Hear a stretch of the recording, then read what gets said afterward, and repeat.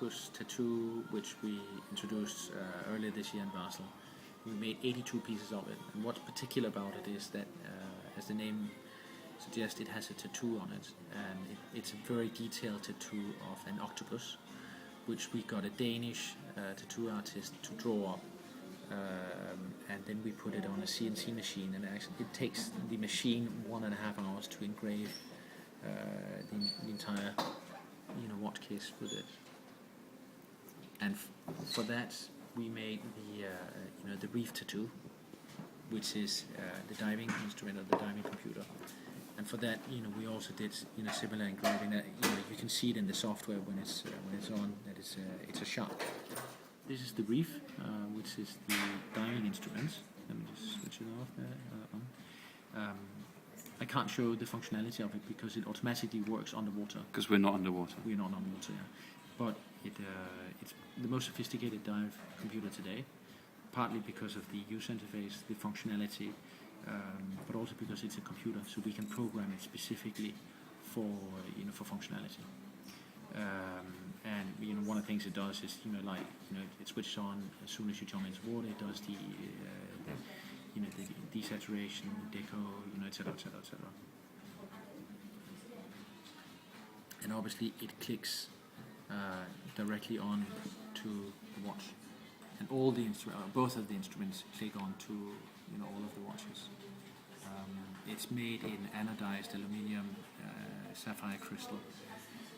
The display is the first transflective display, and that means that the deeper you go, the more reflection you get from the display. And it's watertight to 300 meters. We had a lot of trouble and a long time on the developments.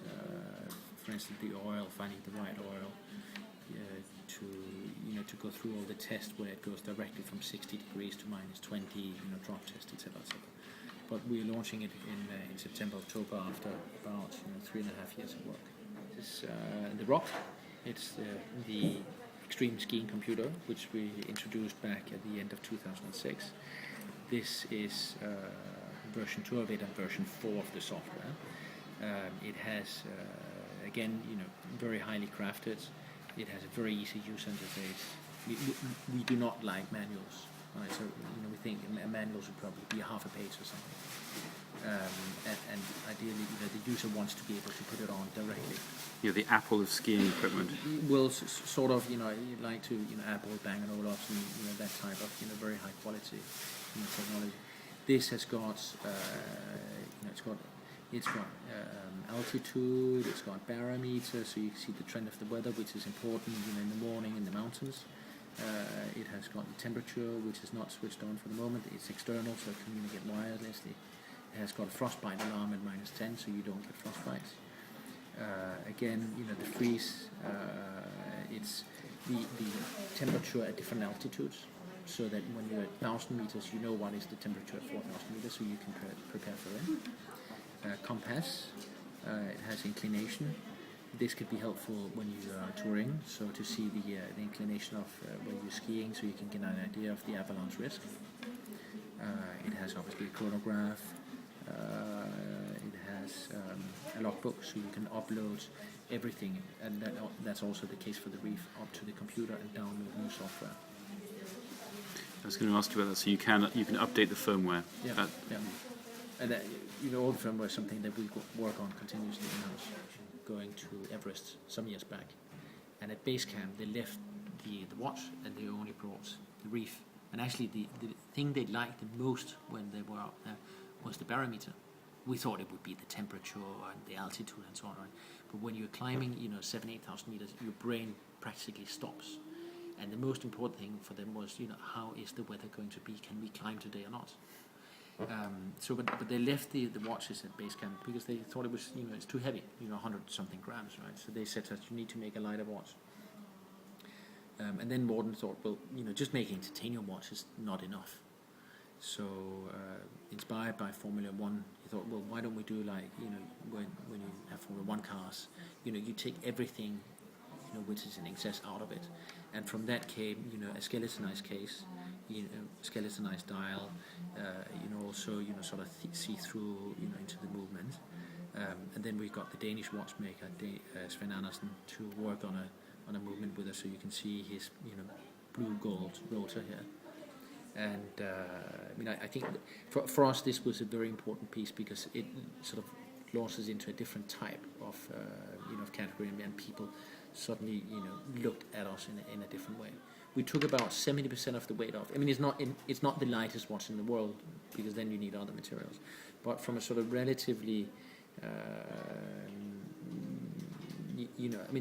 it's not a simple way of doing it, because it takes a long time to do this case, and there are very few case manufacturers in Switzerland that can do this, and it's taken us a long time to get it right. So the dial manufacturer, they were trying to make a tool so they could stamp out, but the tool kept breaking. So each dial is handmade and it's sort of hand cut out. So there's a lot of work going into it, and doing the microbillet around the case here with all that detail, is not an easy task. I'm not envious of the guys that have to do that. And this was the first we introduced. This is called JW/44 because it's mine. But we made 44 pieces of this, and one other because both Morten and I, we turned 44 last year. A hard black 2. About a year and a half ago, we introduced our first DLC watch, which was hard black 1. And that's almost sold out immediately. And then this one we launched some time ago, and that's we're finally having it ready after the summer holidays, so in September. And we made 88 pieces of this one here. And the difference between hard black 1 and hard black 2 is it's the same case, but different dial, and then the yellow indices and so on. And this can come. We also made a special strap for it, an alligator with yellow stitching.